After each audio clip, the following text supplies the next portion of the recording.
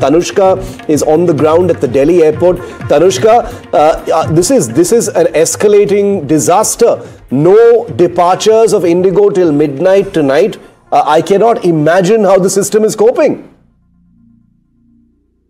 Precisely, yes. These are dire situations for passengers, especially at the Delhi airport, and this has been the scenario. So today, as of now, what we understand is, of course, that Delhi airport, no Indigo flight will be flying out from Delhi. Departures have been cancelled for Indigo Airlines up to midnight today. This is a massive meltdown in the skies from Indigo. We do know that other airports as well across the country have also seen various cancellations. Mumbai as of 10 a.m. saw 104 cancellations. Bengaluru is seeing 102 cancellations.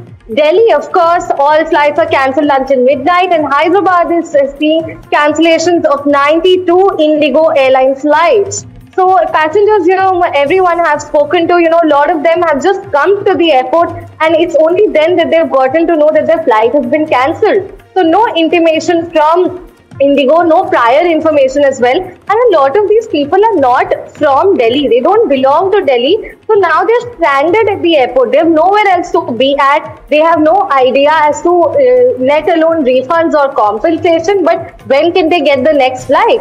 And the third major important thing being that even other airlines at this point are a very crunch factor option for passengers because of the skyrocketing airfares. For a middle class person, affording a 20,000 airfare ticket on a whim is not a joke. So a lot of people will not be able to afford tickets with other airlines as well immediately at this point. I also spoke to someone who was headed for his sister's funeral. Now he's stuck at the airport. Someone else has a wedding to attend. Again, They're stuck at the airport. A lot of people just have no clue at this point what next, and are completely stranded at the Delhi airport and across all other airports in the country too.